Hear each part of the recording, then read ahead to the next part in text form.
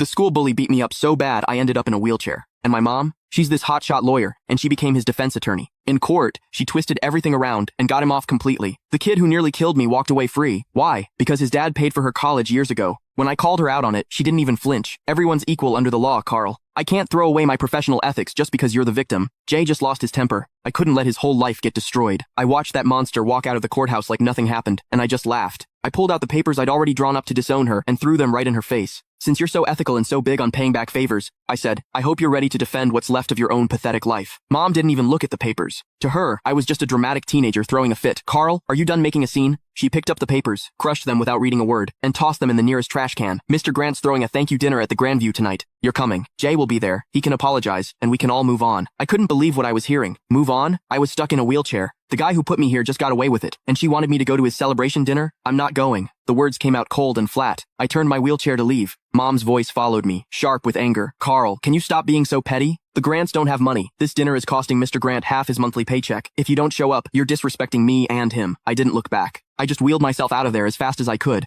getting away from that suffocating courthouse. Outside, the bright sun made me dizzy. Dad's car was parked at the curb. He saw me and rushed over, looking nervous and worried. Carl, what happened? Did they convict him? Looking at this man, who's been a doormat his whole life, I felt completely helpless. He got off. Not guilty. Dad just stood there with his mouth hanging open. How could? Your mom said it was just a formality. She said she'd get Jay a suspended sentence at most. How did he get acquitted? I laughed bitterly. Dad, your wife is a star lawyer. When she wants someone to walk, they walk, even if that person broke her own son's leg. Dad wrung his hands, clearly stressed. But she must have her reasons. That Mr. Grant guy really did help her. Stop. I cut him off. Take me to the hospital. I'm not going home. Dad hesitated, glancing back at the courthouse. Well, your mom just texted. She says we need to go straight to the Grandview. She said if we don't show, she'll cancel my credit card. I looked at him, 50 years old, and he lives like a dog. Mom controls every penny. He doesn't even dare talk back to her. Then you go. I pulled out my phone and called a wheelchair-accessible Uber. I'll get there myself. Carl, don't do this. Dad reached for me, but I pushed his hand away. Dad, if you still think of me as your son, don't go to that dinner. If you go, don't bother visiting me again. The car showed up. The driver helped me in. Through the window, I saw Dad standing on the sidewalk, torn. Finally, he sighed, turned around, and got in his car. He drove toward the Grandview.